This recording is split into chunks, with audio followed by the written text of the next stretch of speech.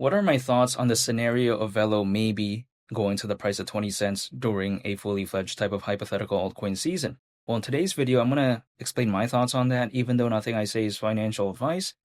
Some people like to say, okay, 20 cents, that's around a 13x from here. They may think, how is that good? Well, in my opinion, I cannot tell anyone to do anything when it comes to Velo. This is just my perspective, but something like Bitcoin going to 300 grand, less than a 3x from here. Ethereum going to 10 grand, less than a 3x from here. They've done very well, and as of late, of course, hypothetically, it's done a lot better than something like Velo. But then at the same time, in the next 6 to 10 months, if someone asked me, would I rather hold Velo, Bitcoin, or Ethereum, again, I cannot make a decision for anyone. This is just what I would personally do. Even though I don't only just hold Velo, I would actually choose Velo in that instance over Bitcoin and Ethereum as of right now. This is just my mentality. But even besides that, 20 cents, considering current circulating supply, market cap at that point would be around $3.5 billion, which, keep in mind, I mean, we take a look at something like Dogecoin, which exceeded this by over 20 times in terms of market cap back in 2021. Not to mention Shiba Inu exceeded this by over 10 times back in 2021. So I don't really view this as something too outlandish. This is just my perspective, especially when I take a look at how there's over 600 million crypto owners currently, more than ever before in history, when compared to back then in 2021 during the peak of that bull run around 300 million crypto owners.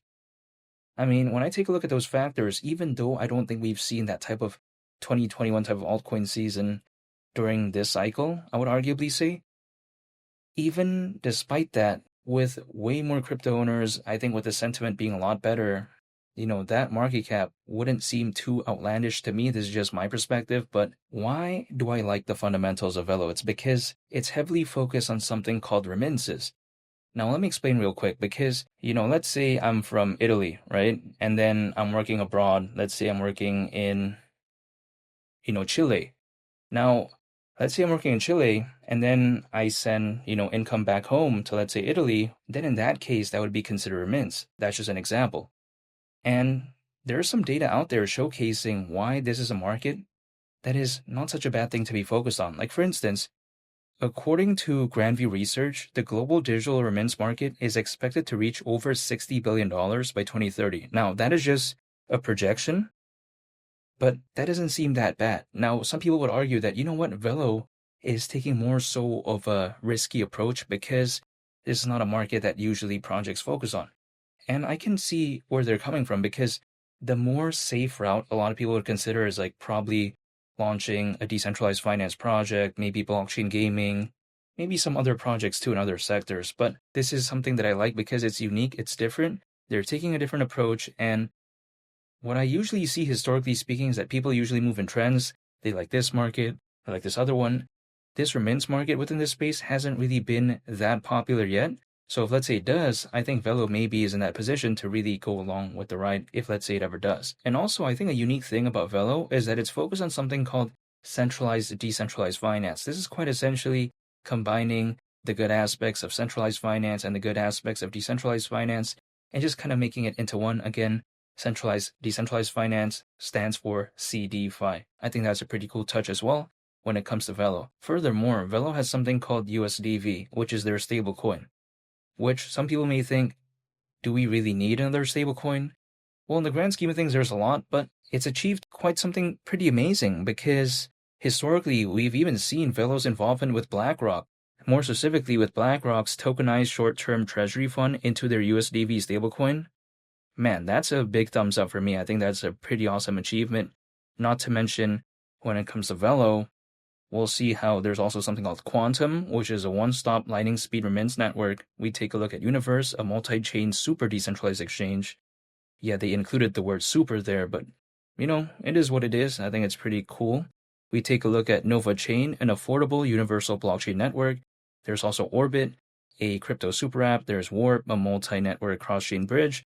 So when I take a look at Velo, it's pretty well diversified. There's many aspects of the project, but then usually when I think about it, I think about remittances. And I think that right there is actually a good thing because it's a market that really hasn't had that much hype yet, but I'm still excited nonetheless.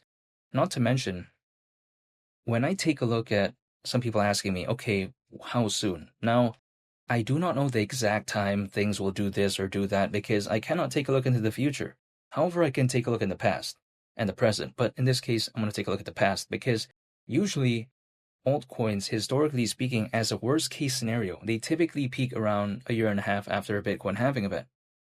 A year and a half, aka 18 months from the last Bitcoin halving event that happened in April of last year, would actually mean around October of this year. Some people may be thinking, okay, we're not even in October yet, but then that doesn't seem like too much time. Well, the way I look at the situation is that even if we take a look at Bitcoin, which is literally the largest project out there in this space right now, take a look at how fast that moved. And that's not some $150 million market cap project. Again, take a look at the market cap of Bitcoin in the trillions. So even that moved pretty quickly. So if, let's say, there is that type of altcoin season, like what we've seen in the past, maybe this time around, it really wouldn't seem like that much of a short time frame if it ever does. However, if, let's say, it happens in December or Q1 of next year, if it ever does, I want to be prepared because I will not know the exact moment it does that. That's beyond my control. However, what I can control is myself. So if I believe in a project and if I like the fundamentals, I just dollar cost average hold and I just wait. That is literally about it. Beyond that, I'm not doing anything else in terms of, trying to day trade or all this. This is not what I do. Some people like to ask me, why don't I pull up a price chart? Well, here's the thing. If I pull up a price chart and I draw some random triangles, how is that going to change anything? The market's not going to pay attention to that. It's not going to affect the price in any way. For what? At that point, I'm just drawing. This is not what I want to do. I'd rather talk about the fundamentals. I'd rather talk about the grand scheme of things, take a look at what happened historically speaking.